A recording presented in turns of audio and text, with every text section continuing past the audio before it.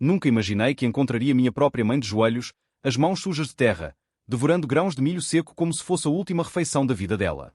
Mas ali estava eu, parado na porta daquele galinheiro abandonado, sentindo meu coração explodir dentro do peito, vendo a mulher que me criou, que costurou minha roupa de escola durante anos, que nunca deixou faltar nada, agora reduzida àquilo. O pior não foi encontrá-la naquele estado. O pior foi perceber que tinha sido minha própria irmã quem a trancou ali. E o que eu fiz depois? Wayne, vou-te contar tudo porque ainda não acredito que cheguei a esse ponto. Mas antes de continuar, me conta uma coisa. Você já passou por uma situação onde descobriu que a pessoa que você mais confiava era capaz do pior? Deixa nos comentários. Quero saber se não sou o único que passou por isso. Meu nome é Roberto, tenho 42 anos e durante muito tempo acreditei que minha família era perfeita. Não daquelas perfeitas de comercial de margarina, mas perfeita no sentido de que nos apoiávamos, nos respeitávamos, estávamos sempre juntos nos momentos importantes. Minha mãe, Dona Teresa, sempre foi o pilar da nossa família. Depois que meu pai morreu há 3 anos, vítima de um infarto fulminante, ela ficou sozinha naquela casa enorme em Belo Horizonte. Uma casa de 4 quartos, jardim grande, repleta de memórias de uma vida inteira. Eu e minha irmã Patrícia sempre fomos próximos dela. Eu visitava pelo menos 2 vezes por semana, levava as crianças para almoçar com a avó, ajudava com as contas, com os reparos da casa. A Patrícia morava mais longe, mas ligava todos os dias, passava os fins de semana com a mãe. Ou pelo menos era isso que ela dizia. A primeira vez que notei algo estranho foi há uns 6 meses. Fui visitar minha mãe num sábado de manhã e encontrei a casa trancada. Liguei para ela várias vezes. Nada. Preocupado, liguei para a Patrícia. Roberto, relaxa. A mamãe está aqui comigo, na fazenda. Trouxe ela para passar uns dias, tomar um ar puro. Você sabe como Belo Horizonte está poluída. Fazia sentido. A fazenda que era da família, herdada do meu avô, ficava a uns 80 quilômetros da capital. Um lugar bonito, com muito verde, ar limpo, silêncio. Minha irmã e o cunhado Jorge moravam lá desde que se casaram. Tudo bem, mas da próxima vez me avisa, Patrícia. Fiquei preocupado. Desculpa, mano. Foi tudo meio de última hora. A mamãe ligou dizendo que estava se sentindo sozinha e eu vim buscar ela na hora. Deixei para lá. Afinal, minha irmã estava sendo atenciosa, cuidando da mãe. Que filho não gostaria disso? Mas aí começou a se repetir. Toda vez que eu ia visitar, a casa estava vazia. Ligava, Patrícia respondia a mesma coisa. A mamãe está aqui comigo, aproveitando o campo. Da terceira vez, estranhei mais ainda. Patrícia, faz quase um mês que não vejo a mãe. Será que ela não quer voltar para casa? Posso ir aí visitar vocês? Houve uma pausa do outro lado da linha. Uma pausa longa demais. Olha, Roberto, não é uma boa ideia agora. A mamãe está, como eu posso dizer, está numa fase delicada. Sabe, depois da morte do papai, ela tem ficado meio confusa. O médico disse que é normal em idosos, mas ela precisa de paz, de tranquilidade. Visitas podem deixá-la agitada. Confusa? Minha mãe sempre foi lúcida, esperta, com a mente afiada como uma navalha. Ela fazia palavras cruzadas todo dia, lia jornal, assistia telejornal, discutia política. Confusa era a última palavra que eu usaria para descrevê-la. Patrícia, que médico? Leva ela num especialista. Se tem algo errado com a cabeça dela, precisa tratar direito. Já estamos cuidando disso, Roberto. Você não precisa se preocupar. Aliás, o médico disse que é importante ela ficar num ambiente calmo, sem estresse. A cidade faz mal para ela agora. Algo dentro de mim gritava que tinha algo errado, mas eu ignorei. Afinal, era minha irmã. A mesma Patrícia que brincou comigo a vida inteira, que dividiu quarto comigo quando éramos pequenos, que chorou no meu ombro quando terminou o primeiro namoro. Porque eu duvidaria dela. Minha esposa Marcela foi a primeira a levantar suspeitas reais. Roberto, você não acha estranho sua mãe simplesmente desaparecer assim? Ela nunca mais atende o celular dela. Quando você liga, é sempre a Patrícia quem responde. Marcela, minha irmã disse que a mãe está confusa. Deve ter dificuldade com o celular. Ela me olhou daquele jeito que só a esposa consegue olhar, aquele olhar que diz você está sendo ingênuo, sem precisar falar uma palavra. Testa uma coisa para mim. Liga para a casa da sua mãe no telefone fixo. Vê se ela atende. Liguei. Ninguém atendeu. Liguei de novo, umas 10 vezes ao longo do dia. Nada. A linha chamava, e ninguém atendia. Foi então que a Marcela soltou a bomba. E se você simplesmente aparecer na fazenda sem avisar? só para ver com seus próprios olhos como sua mãe está. A ideia me deixou desconfortável. Parecia invasão de privacidade, falta de confiança. Mas ao mesmo tempo, por que não? Era minha mãe. Eu tinha todo o direito de visitá-la. Decidi que iria no fim de semana seguinte. Não avisaria, apenas apareceria. Se tudo estivesse bem, ótimo. Se houvesse algo errado, bem, eu descobriria. Os dias até o sábado passaram devagar. Cada vez que pensava na possibilidade de algo estar errado, meu estômago embrulhava. Tentei-me convencer de que estava sendo paranoico, que minha irmã jamais faria mal à nossa mãe. Mas então me lembrei de algo que tinha acontecido logo depois da morte do meu pai. Foi na leitura do testamento. Meu pai tinha deixado a casa de Belo Horizonte para minha mãe, junto com uma boa quantia em dinheiro e investimentos. A fazenda seria dividida entre eu e a Patrícia, mas com uma condição: só poderíamos vender se os dois concordassem. Eu me lembro da cara da Patrícia naquele dia. Ela queria vender a fazenda imediatamente. Disse que precisava do dinheiro, que tinha planos, que não fazia sentido manter aquilo. Eu discordei. A fazenda tinha valor sentimental. Era onde passamos as férias da infância, onde meu avô nos ensinou a pescar, onde fizemos tantas memórias boas. Ela ficou furiosa. Disse que eu era egoísta, que estava pensando só em mim, que ela precisava daquele dinheiro. Depois disso, nossa relação esfriou um pouco. Mas eu achei que com o tempo ela superaria. Achei que era só uma fase, um momento de luto mal processado. Agora, enquanto dirigia pela estrada de terra que levava à fazenda, todas essas lembranças voltavam como pedras pesadas no meu peito. Cheguei por volta das 10 da manhã. O portão estava aberto, a casa principal parecia bem cuidada. O carro do Jorge, meu cunhado, estava estacionado na frente. Bati na porta. Ninguém atendeu.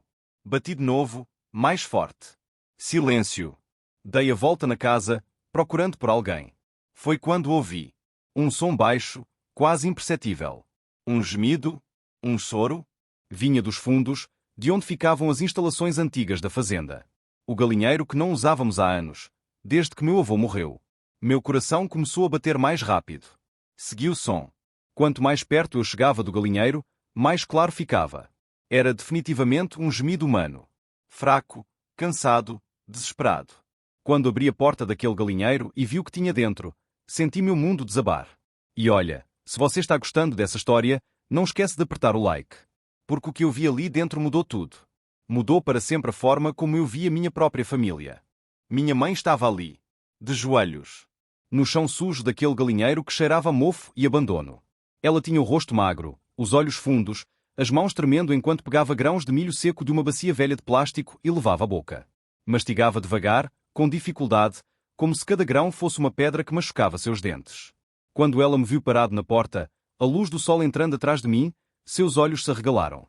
Não de alegria. De vergonha pura. Roberto. A voz dela saiu tão fraca que mal consegui ouvir. Você não deveria estar aqui. Fiquei paralisado por alguns segundos que pareceram horas. Meu cérebro se recusava a processar o que meus olhos estavam vendo. Aquela não podia ser minha mãe. A mesma mulher que sempre se vestia com elegância, que nunca saía de casa sem estar impecável, que nos criou com tanto orgulho e dignidade. Mas era ela. E estava pior do que eu jamais poderia imaginar. Mãe, o que está acontecendo aqui? Minha voz saiu estrangulada, quase um grito preso na garganta. Ela desviou o olhar, as lágrimas começando a escorrer pelo rosto sujo de terra. Eu estava com fome, filho. Tanta fome. Foi quando notei os detalhes que minha mente tinha se recusado a ver no primeiro momento. Havia um cobertor velho e rasgado num canto. Uma garrafa de água pela metade. Um balde que provavelmente servia como banheiro. E a porta tinha um cadeado do lado de fora. Minha mãe estava trancada ali. Quanto tempo você está aqui? Perguntei, me ajoelhando ao lado dela, segurando seus ombros ossudos. Ela tinha emagrecido tanto. Como eu não tinha percebido antes. Eu não sei ao certo. Perdi a conta dos dias. Às vezes a Patrícia vem, traz um pouco de comida, água. Mas... Ela parou, soluçando. Mas às vezes ela esquece. E quando eu reclamo, quando eu peço para sair, ela diz que é pelo meu próprio bem. Que estou doente. Que preciso ficar quieta. Senti uma raiva subir pelo meu peito como lava fervente. Uma raiva que nunca tinha sentido antes na vida. Há quanto tempo, mãe? Preciso saber. Acho que 3 meses. Talvez 4. Roberto, eu tentei ligar para você. Mas ela pegou meu celular. Disse que eu estava atrapalhando, que ficava ligando para todo mundo reclamando da vida, inventando histórias. 3 meses. Minha mãe estava trancada naquele inferno havia 3 meses e eu não tinha desconfiado de nada. Peguei ela no colo. Estava tão leve que parecia uma criança. Seus ossos sobressaíam por baixo da roupa suja e rasgada. Vamos sair daqui. Agora. Roberto, a Patrícia, ela vai ficar brava. Ela disse que se eu tentasse sair, se eu contasse para alguém, ela ia. Ela ia o quê, mãe? Minha mãe fechou os olhos, as lágrimas continuando a cair. Ela disse que ia me internar no asilo. Daqueles lugares ruins, onde ninguém visita, onde as pessoas vão para morrer esquecidas. Disse que ninguém ia acreditar em mim porque ela tinha atestados médicos dizendo que estou com demência. Que todo mundo ia achar que eram delírios de velha. Minha visão ficou vermelha. Literalmente. A raiva era tanta que tudo ao meu redor pareceu ganhar um tom vermelho escuro. Carreguei minha mãe para fora daquele galinheiro maldito. A luz do sol a fez fechar os olhos, não acostumada com tanta claridade depois de tanto tempo no escuro. Foi nesse momento que ouvi a voz da minha irmã. Roberto? O que você está fazendo aqui? Virei e a vi parada perto da casa, com uma sacola na mão. Ela tinha acabado de chegar, provavelmente voltando do mercado da cidade. O rosto dela mudou quando viu a mãe nos meus braços. Do susto passou para o pânico, e do pânico para algo que eu nunca tinha visto antes nos olhos dela. Medo genuíno. Roberto, eu posso explicar. Explicar. Minha voz saiu num grito que ecoou pela fazenda inteira. Explicar como você trancou nossa mãe num galinheiro? Explicar como você a deixou passar fome? Explicar como você me mentiu durante meses? Coloquei minha mãe cuidadosamente no banco de trás do meu carro, peguei um cobertor que sempre deixo no porta-malas e cobri ela. Fica aqui, mãe. Vou resolver isso. A Patrícia tinha deixado a sacola cair no chão. As compras rolaram pela terra. Pão, leite, algumas frutas. Você não entende, Roberto. Eu precisava fazer isso. Precisava. Caminhei em direção a ela, cada passo pesado de fúria. Você precisava torturar nossa própria mãe. Não é tortura. Eu estava cuidando dela do meu jeito.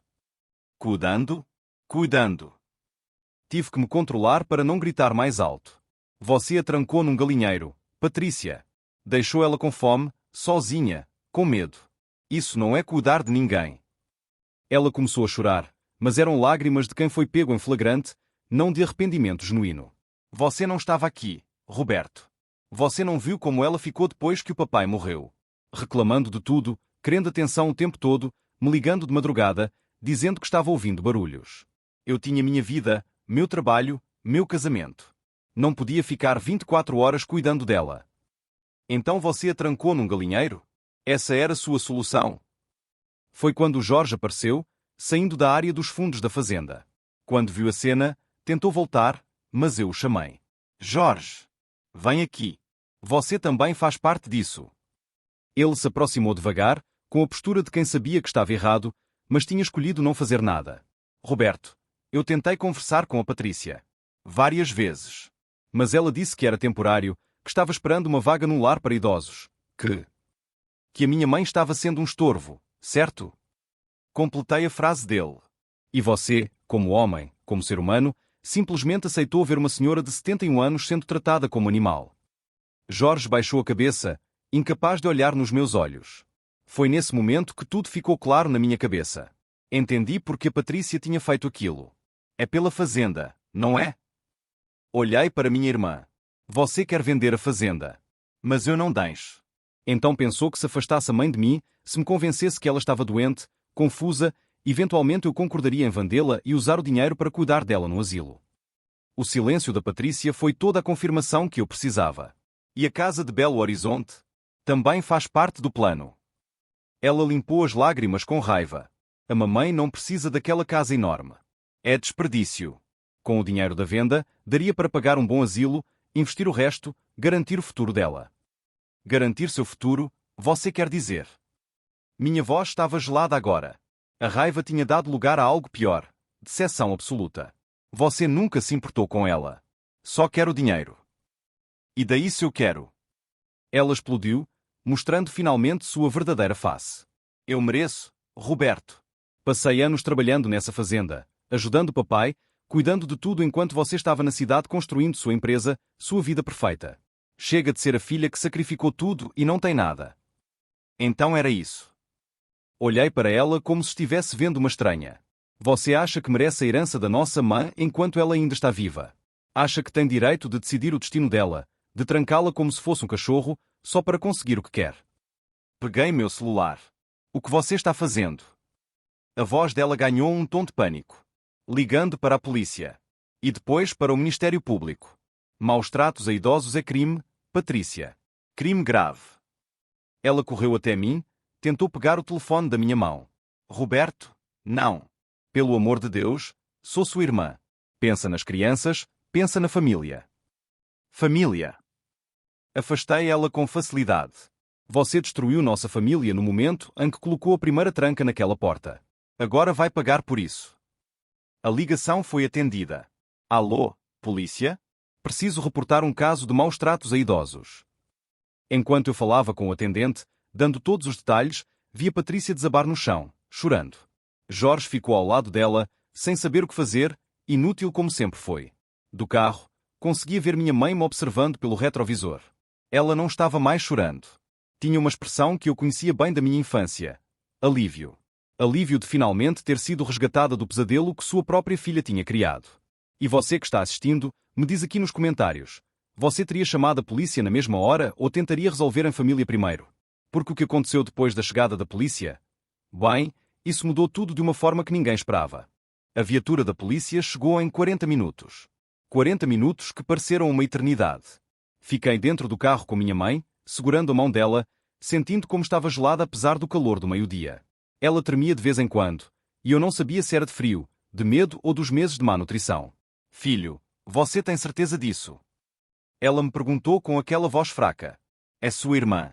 Não quero destruir a família. Olhei para ela, para aquele rosto que eu amava, agora marcado por sofrimento que eu não tinha conseguido impedir. Mãe, ela já destruiu a família quando escolheu te trancar naquele lugar. Você não fez nada de errado. Ela que vai pagar pelas escolhas dela. 2 policiais desceram da viatura. Um homem alto, de uns 50 anos, e uma policial mais jovem, de aparência séria. O policial se aproximou do meu carro primeiro. Boa tarde. Foi o senhor quem ligou? Fui eu. Minha mãe está aqui. Encontrei ela trancada naquele galinheiro ali. Apontei para a construção. Minha irmã a mantinha presa lá há meses. A policial foi direto verificar o local enquanto o outro começou a fazer perguntas. Seu nome completo? Roberto Henrique da Silva. Essa é minha mãe, Teresa Maria da Silva. Ele olhou para minha mãe com uma expressão que misturava pena e raiva. A senhora consegue falar, Dona Teresa? Minha mãe assentiu fracamente. Consigo sim, moço. A senhora estava sendo mantida ali contra sua vontade. Estava. Minha filha Patrícia me trancou ali. Dizia que era pelo meu bem, mas eu só queria sair. Só queria voltar para casa. Nesse momento, a policial voltou do galinheiro com o rosto fechado. Ela trazia a bacia com milho, o cobertor sujo e fotografava tudo com o celular. Capitão, é exatamente como ele descreveu. Tem até fezes humanas num balde ali dentro. Isso aqui é caso para a delegacia, não tem conversa. O capitão acenou para a Patrícia e o Jorge, que estavam sentados nos degraus da casa. Vocês dois, venham aqui. Minha irmã se levantou com dificuldade, as pernas tremendo. Jorge a seguiu como um cachorro assustado. Seus nomes? Patrícia Regina da Silva. A voz dela saiu trêmula. E esse é meu marido, Jorge Oliveira Matos. A senhora mantinha sua mãe trancada naquelas instalações. Patrícia olhou para o chão. Eu não mantinha. Era só às vezes, quando ela ficava muito agitada.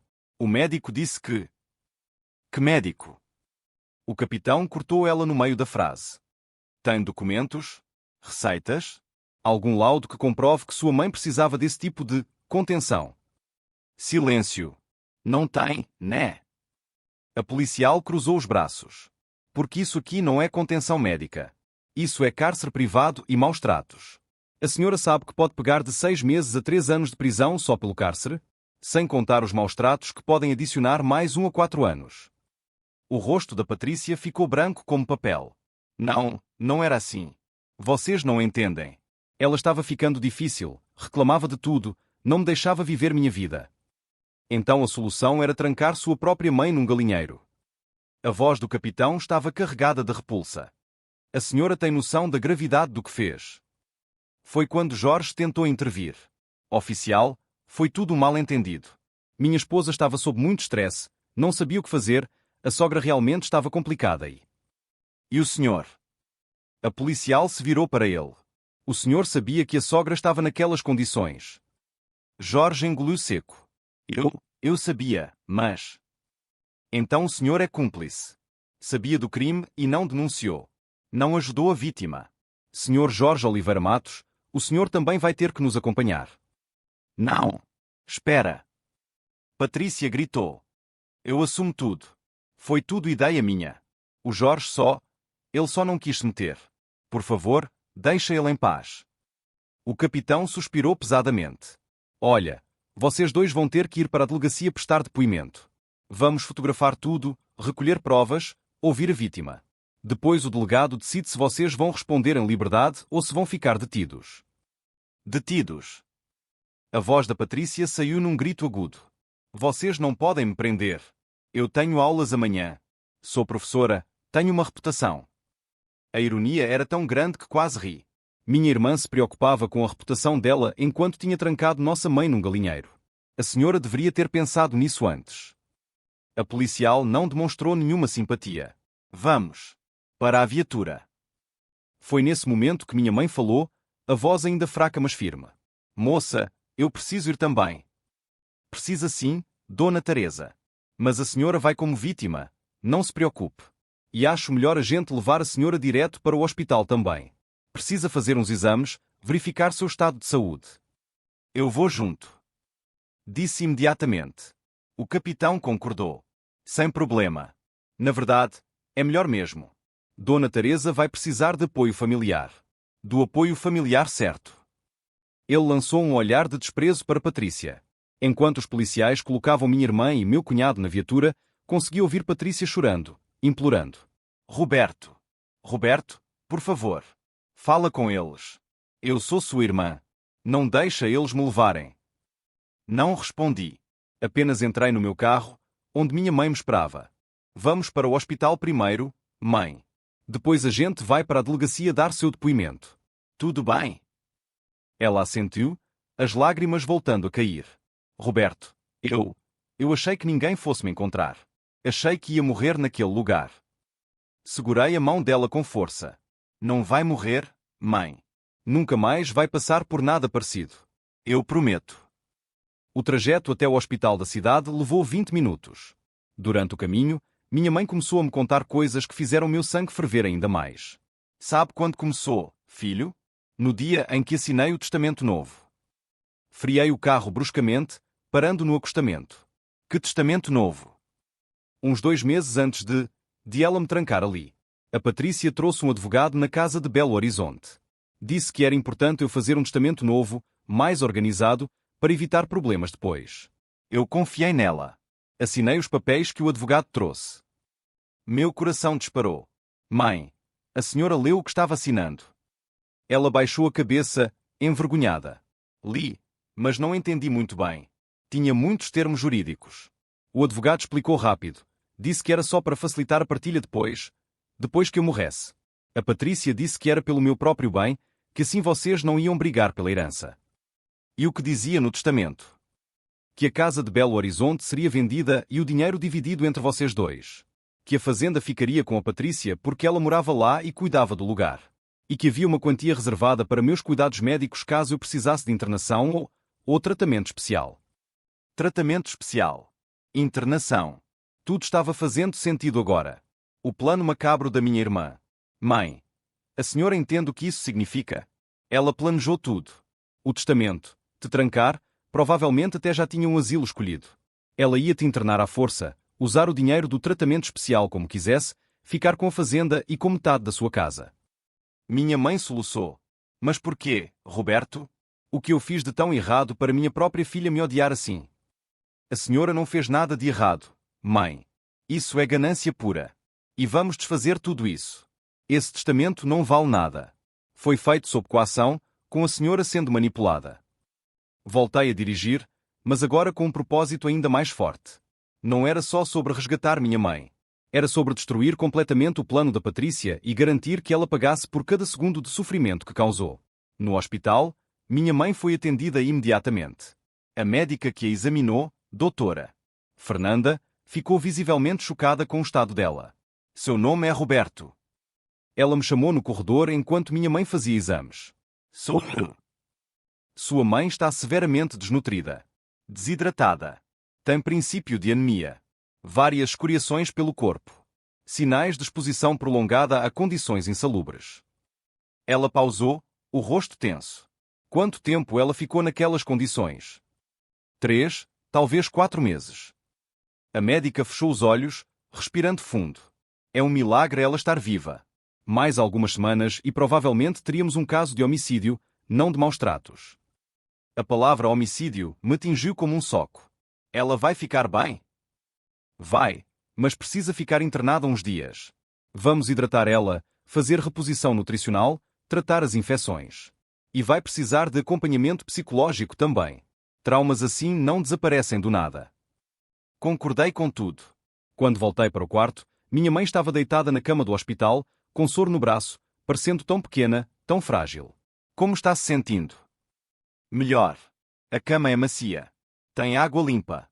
Comida de verdade a caminho. Ela deu um sorriso triste.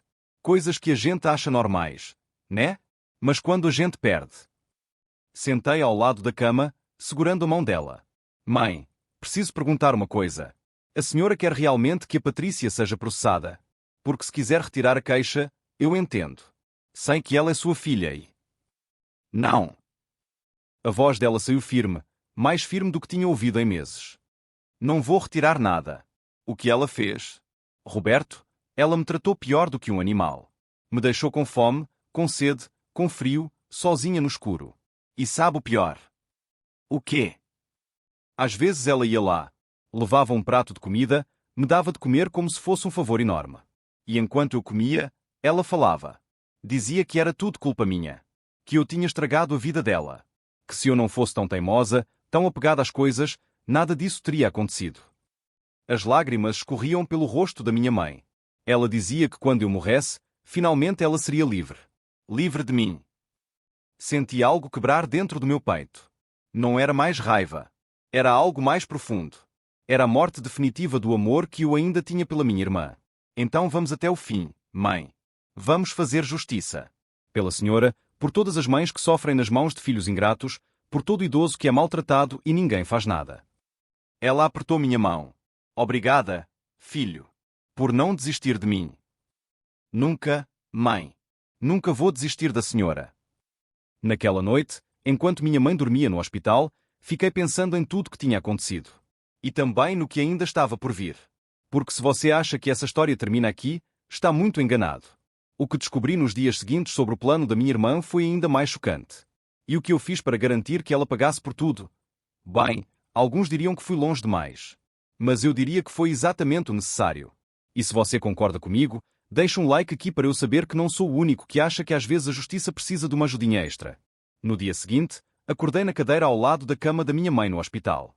Meu pescoço doía, as costas reclamavam, mas não me importei. Tinha passado a noite toda ali, vigiando, garantindo que ela estava segura. Minha esposa Marcela chegou às 7 da manhã trazendo café e pão de queijo ainda quente. Como ela passou a noite? Perguntou baixinho, olhando para minha mãe que ainda dormia. Bem, os médicos disseram que os sinais vitais estão se estabilizando. Mais uns 3 dias internada e ela pode ter alta. Marcela me abraçou forte. Eu sabia que tinha algo errado. Eu sabia. Me desculpa por não ter insistido mais antes. Não se culpe. Eu também deveria ter percebido. Olhei para minha mãe dormindo. Mas agora vamos consertar tudo. Às 9 horas, recebo uma ligação do delegado responsável pelo caso. Senhor Roberto? Aqui é o delegado Maurício Andrade. Preciso que o senhor venha à delegacia hoje. Tem alguns desenvolvimentos que preciso discutir com o senhor pessoalmente. Desenvolvimentos? Que tipo? Prefiro falar pessoalmente. Que horas o senhor pode vir? Daqui 1 hora. Tudo bem? Perfeito. Te espero. Desliguei intrigado. Marcela ficou com minha mãe enquanto eu ia até a delegacia, que ficava a uns 15 minutos do hospital. Quando cheguei, o delegado me recebeu numa sala pequena, com várias pastas sobre a mesa. Senhor Roberto, obrigado por vir. Senta, por favor. Sentei, o coração acelerado. O que aconteceu? Ele abriu uma das pastas. Ontem, depois que sua irmã foi trazida para cá, ela teve direito a um advogado. Adivinhe quem apareceu? Não faço ideia.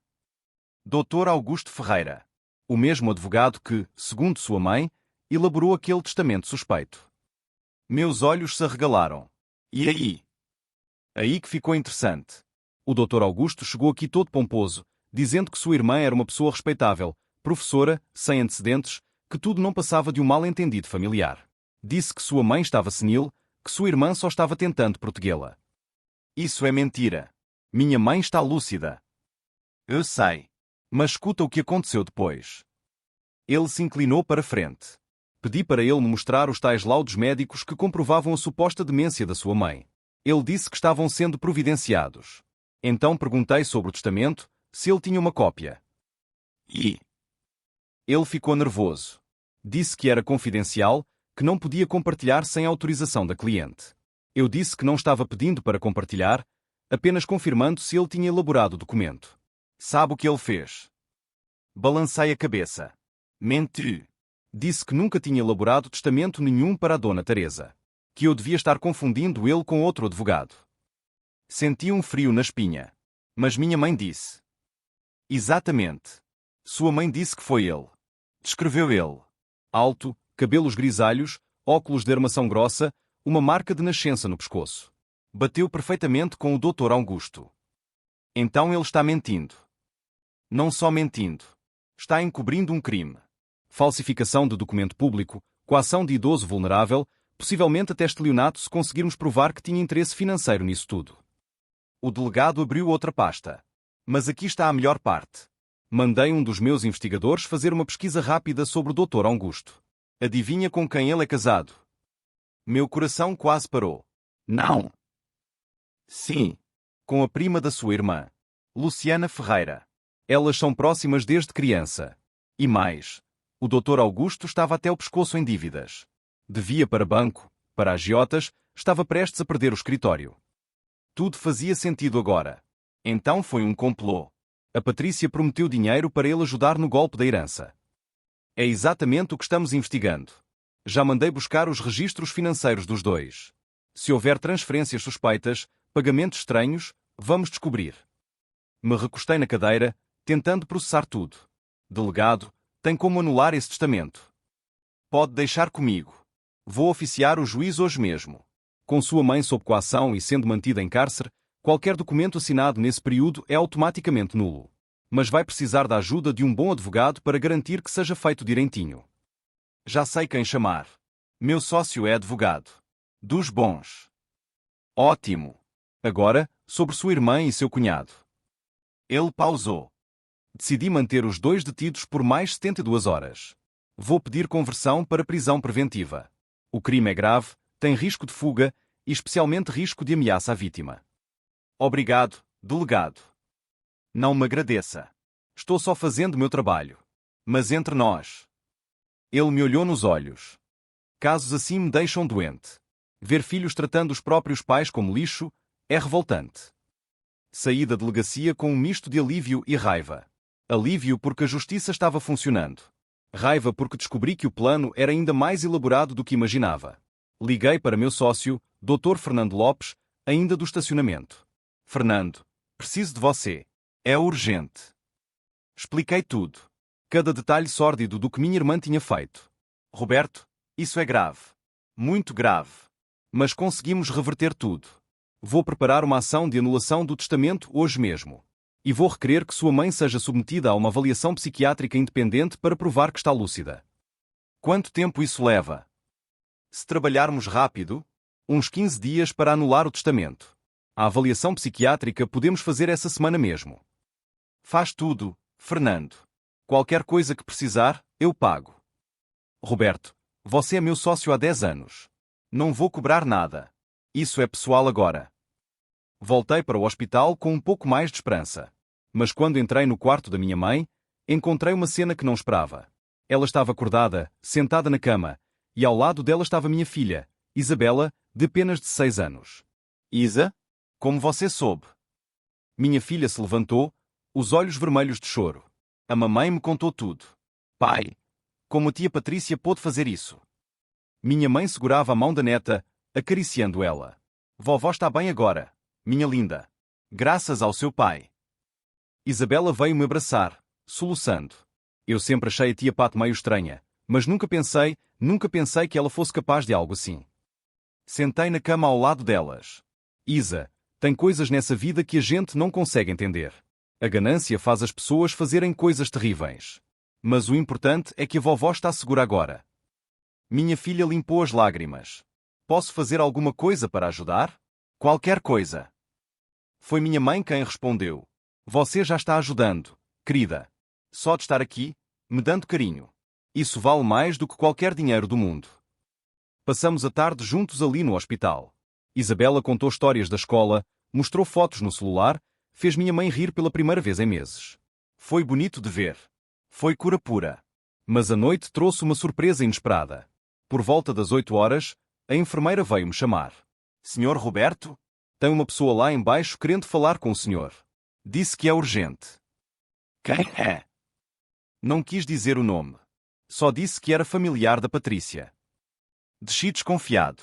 Na recepção, encontrei uma mulher de uns 40 anos, bem vestida, com uma pasta na mão. Roberto da Silva. Sou eu. Quem é a senhora? Meu nome é Luciana Ferreira. Sou prima da Patrícia. E esposa do Dr. Augusto. Meu corpo inteiro ficou tenso. O que a senhora quer? Ela olhou em volta, nervosa.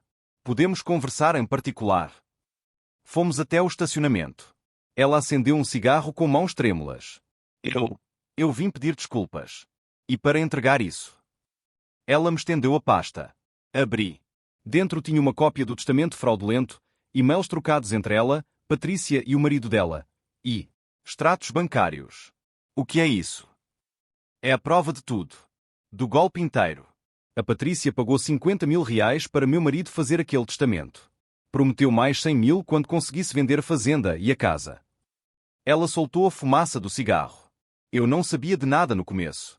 Descobri ontem, fuçando o computador dele depois que ele saiu para defender a Patrícia na delegacia. Por que está me dando isso? Ela me olhou com lágrimas nos olhos. Porque eu também tenho mãe. E a ideia de alguém fazer com ela o que a Patrícia fez com a sua dona Teresa me deixa doente. Meu marido é um covarde, um golpista. Mas eu não sou. Peguei a pasta, sem acreditar no que estava acontecendo. A senhora sabe que isso vai destruir o casamento da senhora, né? Seu marido vai preso.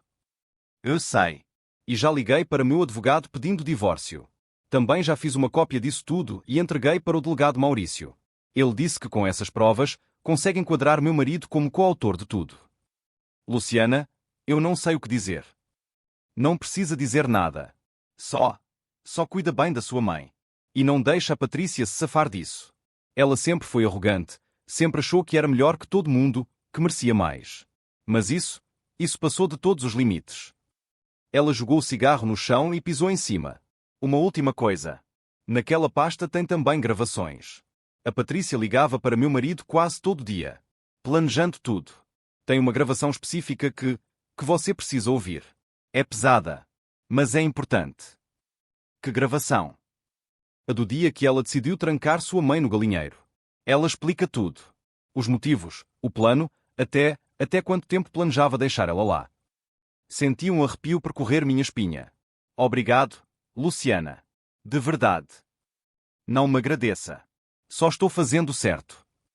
Ela entrou no carro dela. E Roberto? Quando tudo isso acabar, dá um abraço na sua mãe por mim. E diz para ela que nem toda a família da Patrícia é podre. Ela foi embora, me deixando ali parado com aquela pasta nas mãos. Voltei para o quarto, onde minha mãe já dormia e Isabela mexia no celular. Pai, está tudo bem? Você está pálido. Está sim, filha. Está tudo se encaixando. Naquela noite, depois que Isabela foi embora, sentei na cadeira ao lado da cama da minha mãe e abri meu notebook. Conectei um fone de ouvido e abri os arquivos de áudio que Luciana tinha-me dado. Tinha 15 gravações. Comecei pela que ela tinha mencionado. A do dia da decisão. A voz da Patrícia saiu clara pelo fone. Augusto, decidi. Vou trancar ela hoje mesmo. Não aguento mais. Ela ficou me enchendo o saco o dia todo, reclamando que quer voltar para Belo Horizonte, que quer ver o Roberto, que isso, que aquilo. A voz do advogado respondia. Patrícia, você tem certeza? É um risco grande. Que risco? Ela não tem como pedir ajuda. Peguei o celular dela. Não recebe visita. O Roberto é tão trouxa que acredita em tudo que eu falo. Vou deixar ela lá uns meses, o suficiente para ela realmente começar a ficar confusa. Aí você arruma um psiquiatra que atesta demência, a gente interna ela, e pronto. Problema resolvido. E se alguém descobrir? Ninguém vai descobrir. E mesmo se descobrir, a gente diz que era para o bem dela, que ela estava perigosa para si mesma. Com o testamento já assinado, não importa. A fazenda já vai estar garantida para mim. Quanto tempo você planeja deixar ela lá? 6 meses. Talvez 1 ano. Depende de quanto tempo levar para vender a casa de Belo Horizonte e transferir o dinheiro. Havia uma pausa, depois a voz da Patrícia continuou, agora mais fria. E se ela não aguentar, bem, ela já tem 71 anos.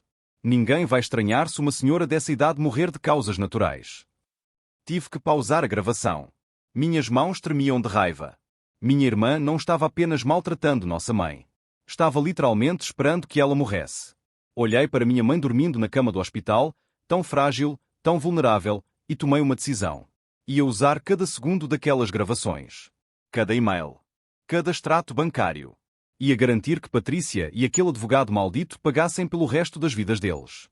E se você acha que eu estava exagerando, que estava sendo vingativo demais, deixa eu te perguntar uma coisa. O que você faria se fosse sua mãe?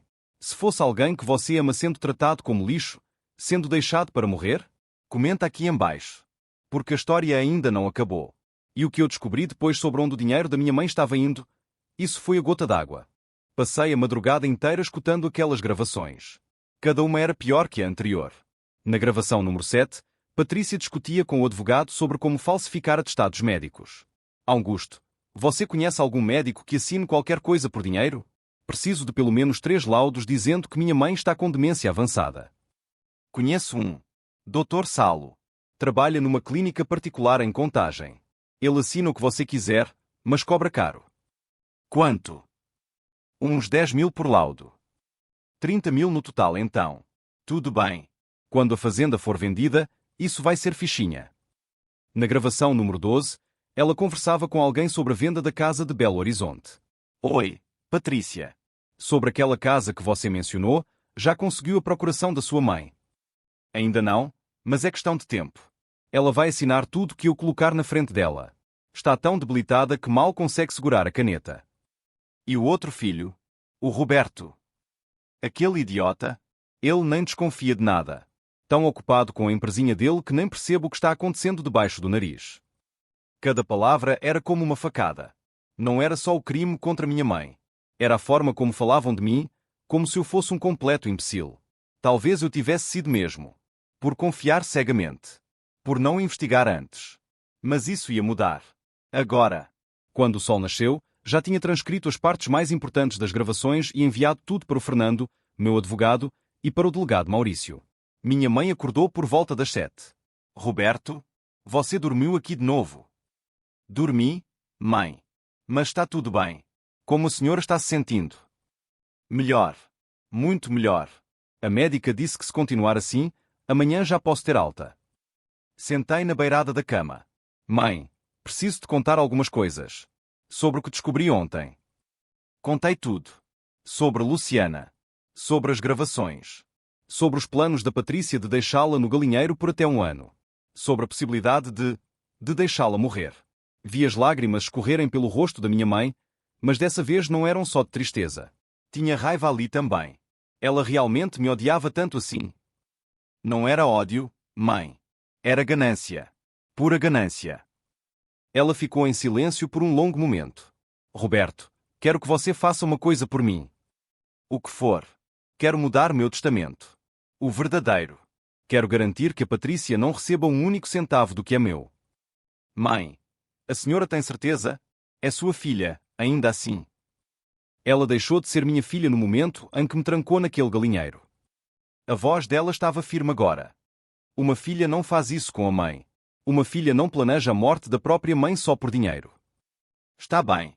Vou chamar o Fernando. Ele prepara um testamento novo, registrado em cartório, com testemunhas. Ninguém vai poder contestar. Obrigada, filho. Naquele mesmo dia, por volta das 2 da tarde, o delegado Maurício me ligou. Roberto, preciso que venha aqui na delegacia de novo. Urgente. Quando cheguei, ele estava com uma expressão que eu não conseguia decifrar. Séria, mas com um traço de satisfação. O que aconteceu? Jorge quebrou. Como assim, quebrou? Seu cunhado não aguentou a pressão. Pediu para falar comigo sozinho, sem a presença do advogado. E contou tudo. Ele abriu uma pasta cheia de anotações. Segundo Jorge, o plano começou há mais de um ano. Logo depois da morte do seu pai, a Patrícia descobriu que ele tinha deixado a casa e as economias para sua mãe e não dividido entre os filhos. Meu pai sempre foi claro sobre isso. Queria que minha mãe tivesse segurança até o fim da vida dela. Exatamente. Mas a Patrícia não aceitou. Começou a fazer pressão para sua mãe fazer um testamento favorecendo ela. Sua mãe se recusou. Disse que ia deixar tudo dividido igualmente entre vocês dois, mas só depois que morresse. Naturalmente. O delegado continuou. A Patrícia ficou obcecada. Começou a calcular quanto dinheiro tinha em jogo. A casa em Belo Horizonte vale quanto? Uns 2 milhões. Mais ou menos isso. É numa área nobre. E a fazenda? Depende. Se vender para loteamento, uns 3 milhões. Se vender como está, talvez 1,5 milhão. Então estamos falando de potencialmente 4,5 milhões em patrimônio. Mais as economias e investimentos do seu pai. Por aí. Foi quando ela conheceu o Dr. Augusto através da Luciana. Descobriu que ele estava endividado, precisando de dinheiro. Propôs sociedade. Ele ajudaria no golpe, receberia uma porcentagem. Meus punhos se fecharam involuntariamente. E o Jorge participou desde o início. Segundo ele, não. Disse que descobriu tudo uns 3 meses depois, quando já estava feito. Sua irmã tinha convencido sua mãe a ir para a fazenda, para descansar. Aí começou a medicá-la. Medicar? Com o quê? Ansiolíticos. Sedativos. Doses pequenas no começo, misturadas na comida. O suficiente para deixar sua mãe sonolenta, confusa, desorientada. Senti meu estômago revirar. Ela estava drogando nossa mãe. Por 2 meses seguidos. O Jorge disse que tentou intervir, que brigaram feio por causa disso. Foi quando ela o ameaçou. Ameaçou como? Disse que se ele contasse alguma coisa para alguém, ela o incriminaria também. Diria que foi ideia dele desde o começo. Que como ele estava desempregado há anos, vivia às custas dela, tinha mais motivo para querer o dinheiro. E ele acreditou nisso. Ele é covarde, Roberto. Confessou isso. Disse que tinha medo da Patrícia, do que ela era capaz. E quanto mais tempo passava, mais preso ele ficava na teia de mentiras dela. O delegado folheou as anotações.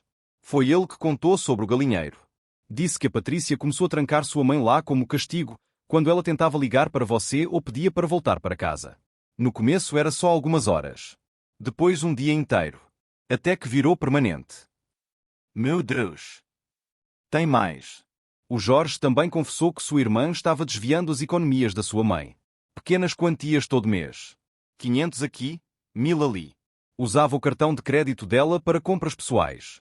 Em um ano, desviou quase 80 mil reais. 80 mil reais. E minha mãe não percebeu. Como perceberia? Ela estava dopada a maior parte do tempo, e depois trancada num galinheiro. Sua irmã tinha acesso total às contas dela. Respirei fundo, tentando controlar a raiva que ameaçava explodir. Delegado, com tudo isso, quanto tempo ela pega? Olha, somando tudo, cárcere privado, maus tratos a idoso, apropriação indébita, falsidade ideológica, estelionato, estamos falando de fácil uns 15 anos. E isso se o juiz não considerar as agravantes de ser filha da vítima, de ter premeditado tudo, de ter colocado a vida dela em risco. E o Jorge? Ele está colaborando, então vai pegar menos. Mas vai pegar. Uns 5, 6 anos talvez.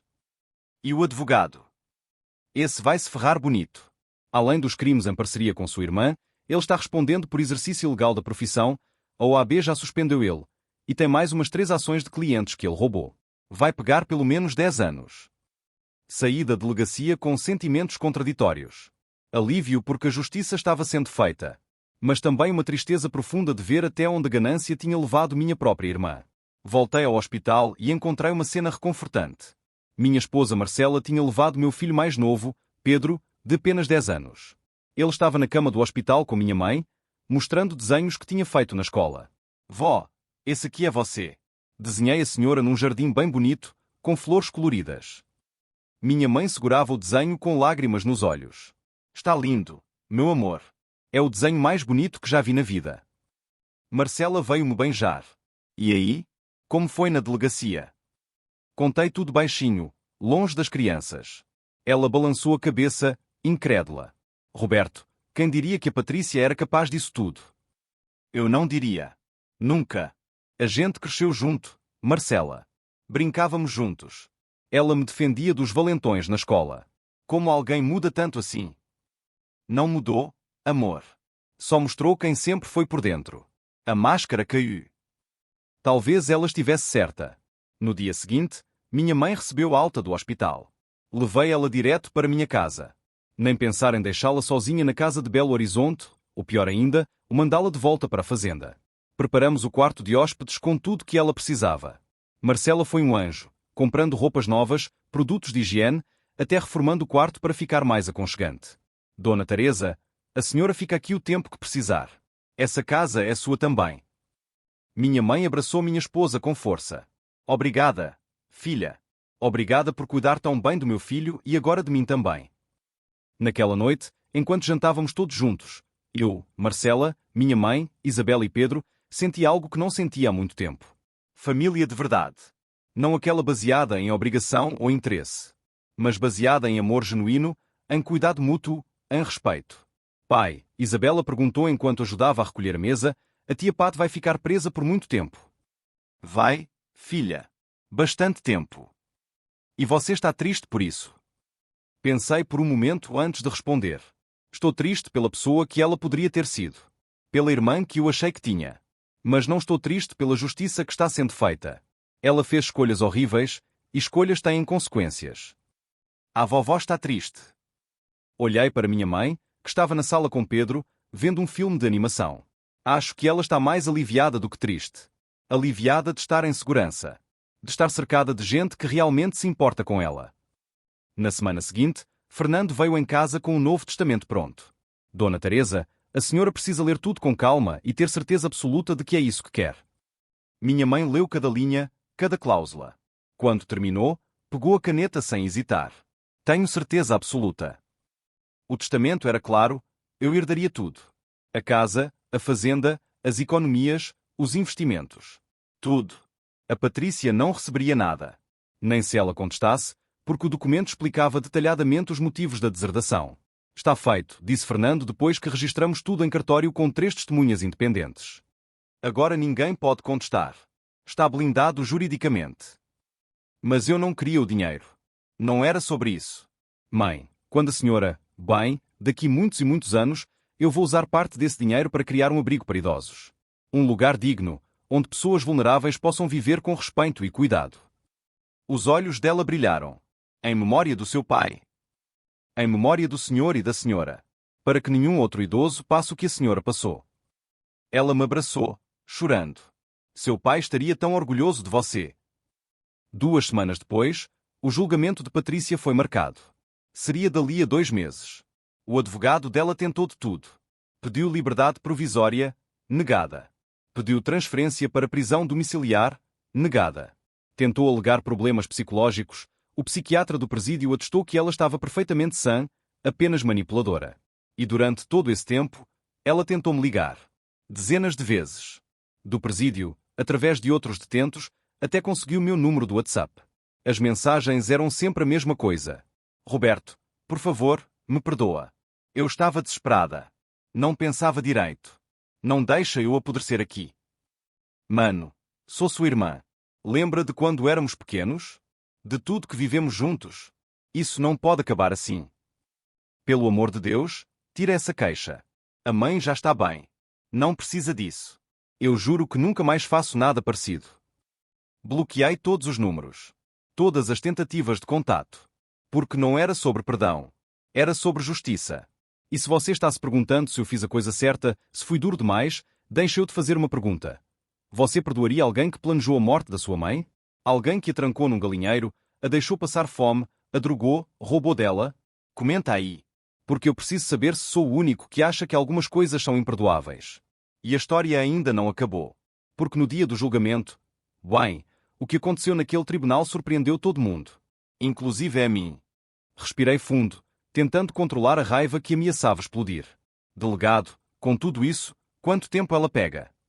Olha, somando tudo, cárcere privado, maus-tratos a idoso, apropriação indébita, falsidade ideológica, estelionato, estamos falando de fácil uns 15 anos. E isso se o juiz não considerar as agravantes de ser filha da vítima, de ter premeditado tudo, de ter colocado a vida dela em risco. E o Jorge? Ele está colaborando, então vai pegar menos. Mas vai pegar. Uns 5, 6 anos talvez. E o advogado? Esse vai se ferrar bonito. Além dos crimes em parceria com sua irmã, ele está respondendo por exercício ilegal da profissão, a OAB já suspendeu ele, e tem mais umas 3 ações de clientes que ele roubou. Vai pegar pelo menos 10 anos. Saí da delegacia com sentimentos contraditórios. Alívio porque a justiça estava sendo feita. Mas também uma tristeza profunda de ver até onde a ganância tinha levado minha própria irmã. Voltei ao hospital e encontrei uma cena reconfortante. Minha esposa Marcela tinha levado meu filho mais novo, Pedro, de apenas 10 anos. Ele estava na cama do hospital com minha mãe, mostrando desenhos que tinha feito na escola. Vó, esse aqui é você. Desenhei a senhora num jardim bem bonito, com flores coloridas. Minha mãe segurava o desenho com lágrimas nos olhos. Está lindo, meu amor. É o desenho mais bonito que já vi na vida. Marcela veio-me beijar. E aí? Como foi na delegacia? Contei tudo baixinho, longe das crianças. Ela balançou a cabeça, incrédula. Roberto, quem diria que a Patrícia era capaz disso tudo? Eu não diria. Nunca. A gente cresceu junto, Marcela. Brincávamos juntos. Ela me defendia dos valentões na escola. Como alguém muda tanto assim? Não mudou, amor. Só mostrou quem sempre foi por dentro. A máscara caiu. Talvez ela estivesse certa. No dia seguinte, minha mãe recebeu alta do hospital. Levei ela direto para minha casa. Nem pensar em deixá-la sozinha na casa de Belo Horizonte, ou pior ainda, o mandá-la de volta para a fazenda. Preparamos o quarto de hóspedes com tudo que ela precisava. Marcela foi um anjo, comprando roupas novas, produtos de higiene, até reformando o quarto para ficar mais aconchegante. Dona Teresa, a senhora fica aqui o tempo que precisar. Essa casa é sua também. Minha mãe abraçou minha esposa com força. Obrigada, filha. Obrigada por cuidar tão bem do meu filho e agora de mim também. Naquela noite, enquanto jantávamos todos juntos, eu, Marcela, minha mãe, Isabela e Pedro, senti algo que não sentia há muito tempo. Família de verdade. Não aquela baseada em obrigação ou interesse, mas baseada em amor genuíno, em cuidado mútuo, em respeito. Pai, Isabela perguntou enquanto ajudava a recolher a mesa, a tia Pat vai ficar presa por muito tempo. Vai, filha. Bastante tempo. E você está triste por isso? Pensei por um momento antes de responder. Estou triste pela pessoa que ela poderia ter sido. Pela irmã que eu achei que tinha. Mas não estou triste pela justiça que está sendo feita. Ela fez escolhas horríveis, e escolhas têm consequências. A vovó está triste. Olhei para minha mãe, que estava na sala com Pedro, vendo um filme de animação. Acho que ela está mais aliviada do que triste. Aliviada de estar em segurança. De estar cercada de gente que realmente se importa com ela. Na semana seguinte, Fernando veio em casa com o Novo Testamento pronto. Dona Teresa, a senhora precisa ler tudo com calma e ter certeza absoluta de que é isso que quer. Minha mãe leu cada linha, cada cláusula. Quando terminou, pegou a caneta sem hesitar. Tenho certeza absoluta. O testamento era claro, eu herdaria tudo. A casa, a fazenda, as economias, os investimentos. Tudo. A Patrícia não receberia nada. Nem se ela contestasse, porque o documento explicava detalhadamente os motivos da deserdação. Está feito, disse Fernando depois que registramos tudo em cartório com 3 testemunhas independentes. Agora ninguém pode contestar. Está blindado juridicamente. Mas eu não queria o dinheiro. Não era sobre isso. Mãe, quando a senhora, bem, Daqui muitos e muitos anos, eu vou usar parte desse dinheiro para criar um abrigo para idosos. Um lugar digno, onde pessoas vulneráveis possam viver com respeito e cuidado. Os olhos dela brilharam. Em memória do seu pai. Em memória do senhor e da senhora. Para que nenhum outro idoso passe o que a senhora passou. Ela me abraçou, chorando. Seu pai estaria tão orgulhoso de você. 2 semanas depois, o julgamento de Patrícia foi marcado. Seria dali a 2 meses. O advogado dela tentou de tudo. Pediu liberdade provisória, negada. Pediu transferência para prisão domiciliar, negada. Tentou alegar problemas psicológicos. O psiquiatra do presídio atestou que ela estava perfeitamente sã, apenas manipuladora. E durante todo esse tempo, ela tentou-me ligar. Dezenas de vezes. Do presídio, através de outros detentos, até conseguiu o meu número do WhatsApp. As mensagens eram sempre a mesma coisa. Roberto, por favor, me perdoa. Eu estava desesperada. Não pensava direito. Não deixa eu apodrecer aqui. Mano, sou sua irmã. Lembra de quando éramos pequenos? De tudo que vivemos juntos? Isso não pode acabar assim.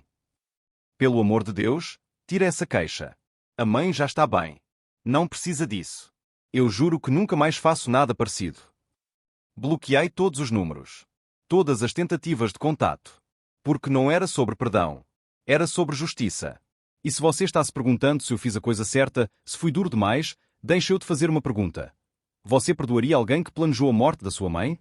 Alguém que a trancou num galinheiro, a deixou passar fome, a drogou, roubou dela? Comenta aí. Porque eu preciso saber se sou o único que acha que algumas coisas são imperdoáveis. E a história ainda não acabou. Porque no dia do julgamento, bem, o que aconteceu naquele tribunal surpreendeu todo mundo. Inclusive a mim. O dia do julgamento amanheceu nublado, com aquele céu pesado que parecia pronunciar tempestade.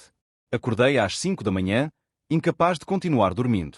Minha mãe também estava acordada. Encontrei ela na cozinha, tomando chá, as mãos tremendo levemente em volta da xícara. Bom dia, mãe. Não conseguiu dormir. Dormi um pouco. Mas acordei cedo. Nervosa, sabe? Sentei ao lado dela. A senhora não precisa ir, mãe. Pode ficar em casa. Eu e o Fernando damos conta de tudo. Ela balançou a cabeça com firmeza. Não, Roberto. Preciso olhar nos olhos dela e mostrar que sobrevivi. Que ela não me destruiu. Tem certeza? Absoluta. Chegamos ao fórum às 8h30. Já tinha jornalistas na porta. O caso tinha ganhado repercussão na mídia local. Professora acusada de trancar mãe idosa em galinheiro, era manchete em todo lugar. Passamos pelos repórteres sem falar nada. Fernando nos guiou por uma entrada lateral para evitar o tumulto. A sala do tribunal era menor do que eu imaginava. Paredes verde-água descascadas, bancos de madeira velhos, um ventilador de teto que chiava a cada rotação. Sentamos no lado direito. Do outro lado, separado por um corredor estreito, estava o lugar reservado para a defesa. Às 9 em ponto, trouxeram a Patrícia. Quando vi minha irmã entrar algemada, escoltada por 2 policiais, senti um aperto no peito. Não de pena. De algo mais complexo. Era minha irmã, afinal. A mesma pessoa com quem brinquei na infância, com quem dividi segredos, risadas, lágrimas. Mas também era a pessoa que tinha tentado matar nossa mãe. Ela me viu e seus olhos se encheram de lágrimas. Tentou falar alguma coisa, mas o advogado dela a impediu, colocando a mão no braço dela. Então ela olhou para nossa mãe. A expressão do rosto da Patrícia mudou. Do choro passou para algo que parecia raiva, ressentimento, como se de alguma forma ainda culpasse nossa mãe por estar ali. Minha mãe sustentou o olhar. Firme. Digna. Sem desviar. Foi a Patrícia quem olhou para baixo primeiro. O juiz entrou. Dr. Marcelo Figueiredo, um homem de uns 60 anos, cabelos completamente brancos, expressão severa. Bom dia a todos. Vamos dar início à audiência de instrução e julgamento do processo número. As próximas horas foram as mais longas da minha vida. O promotor, Dr. Henrique Castelo, começou apresentando as provas. Uma por uma. Metodicamente. Fotos do galinheiro. Fotos da minha mãe no hospital, magra, desnutrida. Laudos médicos. Extratos bancários mostrando os desvios de dinheiro. E-mails entre Patrícia e o advogado. E então vieram as gravações. Quando a voz da Patrícia encheu aquela sala, fria, calculista, falando sobre deixar nossa mãe até 1 ano no galinheiro, vi várias pessoas na plateia sussurrarem chocadas. E se ela não aguentar, bem, Ela já tem 71 anos. Ninguém vai estranhar se uma senhora dessa idade morrer de causas naturais. O silêncio que se seguiu foi ensurdecedor. O juiz olhou para a Patrícia com uma expressão de profundo desgosto. A defesa quer se manifestar sobre essa gravação. O advogado da Patrícia, Dra. Caldas, um homem rechonchudo de terno mal ajustado, se levantou desajeitadamente. Meritíssimo. Essa gravação foi obtida de forma ilícita. A minha cliente não sabia que estava sendo gravada, portanto. Doutor, o juiz o interrompeu, a gravação foi feita por uma das partes da conversa, a esposa do Dr. Augusto, e foi entregue voluntariamente às autoridades como prova de crime. É perfeitamente lícita. Próxima. O advogado sentou, derrotado. Depois foi a vez das testemunhas. Jorge foi chamado primeiro. Ele entrou cabisbaixo, evitando olhar para qualquer um de nós. Sob juramento, contou tudo de novo. Como descobriu o plano. Como tentou intervir. Como foi ameaçado. Como se tornou cúmplice por medo. Sr. Jorge, o promotor perguntou, em algum momento o senhor pensou em denunciar sua esposa às autoridades? Pensei. Várias vezes. Mas eu tinha medo. E também achei que ela não fosse longe. Que fosse só uma fase. Que ela voltaria ao normal. Mesmo quando viu sua sogra trancada num galinheiro, comendo milho do chão. Jorge começou a chorar. Eu sei que fui covarde. Sei que deveria ter feito algo. Mas não fiz. E vou carregar isso pelo resto da vida. A próxima testemunha foi o delegado Maurício, que apresentou todos os detalhes da investigação. Depois foi a vez da doutora Fernanda, a médica que atendeu minha mãe no hospital. Doutora, em sua avaliação médica, qual era o estado da vítima quando deu entrada no hospital? Estado crítico de desnutrição severa. Desidratação grave. Anemia profunda. Múltiplas contusões pelo corpo. Sinais claros de exposição prolongada a condições insalubres. Infecção urinária não tratada. E início de quadro depressivo. Na sua opinião profissional, se a vítima permanecesse mais tempo naquelas condições, qual seria o desfecho? A médica olhou diretamente para a Patrícia. Óbito. Sem sombra de dúvida. Mais algumas semanas e estaríamos falando de homicídio, não de tentativa. Um murmúrio percorreu a sala. Foi então a vez da defesa apresentar suas testemunhas. O advogado Caldas chamou uma vizinha da fazenda, uma tal de Dona Marlene. Dona Marlene, a senhora conhece a acusada? Conheço. A Patrícia sempre foi uma moça exemplar. Trabalhadora, dedicada. E a senhora já viu sinais de maus tratos à mãe dela? Nunca. Pelo contrário. Sempre vi ela cuidando bem da Dona Teresa. O promotor se levantou para o contra-interrogatório. Dona Marlene, com que frequência a senhora visitava a fazenda? Não visitava muito não. Uma vez por mês, talvez. E quando visitava, a senhora tinha acesso aos fundos da propriedade, onde fica o galinheiro? Não. Sempre ficávamos na casa mesmo. Então a senhora na verdade nunca viu como a Dona Teresa era tratada quando não tinha visitas, correto? A mulher ficou sem resposta. Sem mais perguntas, meritíssimo. A defesa tentou chamar mais duas testemunhas de caráter, mas nenhuma conseguiu abalar as provas concretas que tínhamos. Então chegou o momento que eu mais temia e, ao mesmo tempo, mais esperava. Minha mãe seria chamada a depor. Fernando tinha-me avisado que isso poderia acontecer. Tinha preparado ela durante dias. Mas ainda assim, quando ouvi o nome dela sendo chamado, meu coração disparou. Dona Teresa Maria da Silva, por favor, se aproxime. Minha mãe se levantou devagar. Eu ofereci meu braço para apoiá-la, mas ela balançou a cabeça. Preciso fazer isso sozinha, filho. Ela caminhou até o banco das testemunhas com a cabeça erguida. Frágil fisicamente, mas com uma força interior que irradiava. O juiz foi gentil com ela. Dona Teresa, a senhora está confortável? Precisa de água? De algum tempo? Estou bem, doutor. Obrigada. O promotor começou o interrogatório. Dona Teresa, pode nos contar, com suas próprias palavras, o que aconteceu? E minha mãe contou. Tudo. Desde o dia em que foi levada para a fazenda para descansar, passando pelos remédios estranhos que começou a tomar e que a deixavam tonta, até o dia em que foi trancada no galinheiro pela primeira vez. Eu implorei para ela me deixar sair. Disse que prometia ficar quieta, que não causaria problemas. Mas ela riu. Disse que eu era um estorvo. Que sempre fui. Que estava na hora de eu entender meu lugar. E qual era seu lugar, segundo ela? Fora do caminho. Ela disse que eu tinha vivido tempo demais. Que estava na hora de desaparecer. A voz da minha mãe tremeu, mas ela continuou. Todas as vezes que ela ia lá, levava comida, às vezes. Água, às vezes. Mas sempre levava palavras ruins. Dizia que eu era culpada de tudo. Que se eu tivesse dividido a herança do meu marido logo, nada disso teria acontecido. Que eu era egoísta por querer manter minha casa, minhas coisas. A senhora tem medo da sua filha. Minha mãe olhou diretamente para a Patrícia. Tenho muito medo.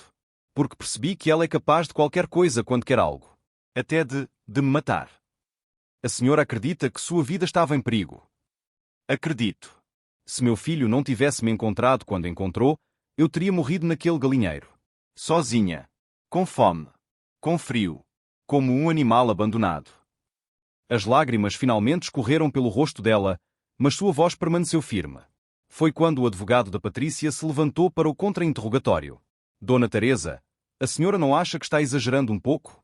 Sua filha diz que a senhora estava ficando confusa, esquecida, que precisava de cuidados especiais. Objeção. O promotor se levantou. A testemunha foi avaliada por 3 psiquiatras diferentes. Todos atestaram plena capacidade mental. Essa linha de questionamento é ofensiva e irrelevante. Deferida, concordou o juiz. Dr. Caldas, mude de linha de questionamento ou encerre. O advogado tentou de novo. Dona Teresa, a senhora não acha que pode estar interpretando mal as intenções da sua filha? Talvez ela só estivesse tentando. Tentando o quê? A voz da minha mãe saiu mais alta agora. Me matar de fome? Me deixar apodrecer num galinheiro? Roubar meu dinheiro? Forjar meu testamento? Dizer para o advogado dela que não importava se eu morresse. Ela se inclinou para frente. Doutor, eu carreguei essa menina no meu ventre por 9 meses. Amamentei ela. Criei ela com todo o amor que tinha. Trabalhei dobrado quando meu marido ficou doente para que ela não faltasse nada. E ela me agradeceu-me trancando num galinheiro como se eu fosse lixo. A sala ficou em silêncio absoluto. Não tem interpretação errada nisso. Tem só a verdade. A verdade que dói, mas que precisa ser dita. O advogado desistiu. Sem mais perguntas, meritíssimo. Quando minha mãe voltou para sentar ao meu lado, ela estava tremendo. Segurei a mão dela. A senhora foi incrível, mãe. Só falei a verdade, filho. Só isso. O juiz deu um intervalo de 15 minutos antes das alegações finais. Do lado de fora da sala, encontrei Patrícia sendo escoltada para o banheiro. Ela me viu e gritou. Roberto. Roberto, por favor. Fala com a mãe. Pede para ela retirar a queixa. Eu não vou aguentar a prisão. Os policiais a puxaram, mas ela continuou gritando. Eu sou sua irmã. Lembra? Sua irmã. Não pode fazer isso comigo. Não respondi. Apenas voltei para dentro da sala. Quando o julgamento recomeçou, o promotor fez suas alegações finais. Foi direto, contundente, devastador. Meritíssimo, senhores jurados, raramente vemos um caso tão claro de crueldade premeditada. A acusada não agiu por impulso. Não foi um momento de loucura. Foi um plano calculado, friamente executado ao longo de meses, com o objetivo único de apropriar-se do patrimônio de uma senhora vulnerável. E se não fosse a intervenção do filho da vítima, estaríamos hoje julgando um homicídio. Ele pausou, deixando as palavras pesarem no ar. Peço a condenação da acusada nos termos máximos previstos em lei. Porque casos assim precisam servir de exemplo. Ninguém pode achar que vai maltratar um idoso, roubar dele, torturá-lo e sair impune. A defesa tentou reverter, argumentando que Patrícia tinha problemas psicológicos não diagnosticados, que estava sob estresse extremo, que merecia uma segunda chance. Mas até eu vi que ninguém estava comprando aquela história. O juiz pediu um intervalo de 1 hora para análise. Disse que daria a sentença ainda hoje. Fomos para uma sala de espera. Minha mãe estava exausta. Marcela tinha trazido sanduíches, mas ninguém tinha fome. Quanto tempo você acha que ela pega? Marcela me perguntou baixinho. Fernando acha que uns 12 a 15 anos. Talvez mais. E você? Como está se sentindo? Estranho. Triste. Aliviado. Tudo ao mesmo tempo. 1 hora e 20 minutos depois, fomos chamados de volta. O juiz entrou, carregando uma pasta grossa. Sentou, ajeitou os óculos e começou a ler. Após análise detalhada de todas as provas apresentadas, dos depoimentos colhidos e da jurisprudência aplicável ao caso. Meu coração batia tão forte que mal conseguia ouvir. Declaro a acusada culpada de todos os crimes que lhe foram imputados. Ouvi um grito abafado. Era a Patrícia, chorando. E a condeno à pena de 17 anos de reclusão em regime fechado. 17 anos. Minha irmã tinha acabado de receber uma sentença de 17 anos de prisão. E sabe qual foi o sentimento que predominou em mim naquele momento? Alívio. Puro alívio. Porque finalmente, depois de tudo, justiça tinha sido feita. E se você chegou até aqui nessa história, me diz uma coisa. Você acha que a sentença foi justa? Foi pesada demais? Foi leve demais? Comenta aí, porque o que aconteceu depois dessa sentença, ninguém esperava. Não. Minha mãe está sentada na varanda da minha casa, tomando café da manhã com meus filhos. Ela recuperou o peso, a saúde, o sorriso. Faz aulas de pintura às terças e quintas. Joga buraco com as amigas às quartas. Viaja conosco todo final de ano. Patrícia cumpre pena no presídio feminino de Vespasiano. Ela me escreveu 17 cartas nos últimos 3 anos. Não abri nenhuma. Jorge saiu em liberdade condicional mês passado. Mudou-se para outro estado. Nunca mais tivemos contato. O Dr. Augusto perdeu tudo. O escritório, a casa, o casamento. Luciana refez a vida, casou-se de novo, vive feliz em Brasília. Ontem, finalmente inaugurei o abrigo que prometi. Lar Antônio e Teresa, em homenagem aos meus pais. 15 quartos dignos, equipe médica completa, atividades recreativas, tratamento humanizado. Minha mãe cortou a fita inaugural chorando. Seu pai estaria tão orgulhoso. E a senhora, mãe? Está orgulhosa? Ela me abraçou forte. Mais do que palavras podem expressar. Naquela noite, enquanto colocava meus filhos para dormir, Pedro me perguntou: Pai, você perdoou a tia Pat? Pensei antes de responder. Não, filho. Mas aprendi que nem tudo precisa de perdão. Às vezes justiça é suficiente. E a vovó? Ela perdoou? A vovó escolheu seguir em frente. Que é diferente de perdoar, mas igualmente importante. Desliguei a luz do quarto e fiquei olhando pela janela. Lá fora, minha mãe regava as flores que ela mesma plantou no jardim. Aos 74 anos, viva, saudável, cercada de amor verdadeiro. Às vezes a justiça demora. Às vezes dói. Mas quando chega, traz consigo algo valioso. A possibilidade de recomeçar. E isso, no final das contas, é tudo que importa. Porque família não é quem tem seu sangue. É quem cuida do seu coração. Se essa história te tocou, deixa seu like. E se conhece alguém que está passando por algo parecido, compartilha. Porque ninguém merece ser tratado como lixo por quem deveria amar. E não esquece de se inscrever no canal. Toda semana tem histórias reais que vão te fazer refletir sobre o verdadeiro significado de família.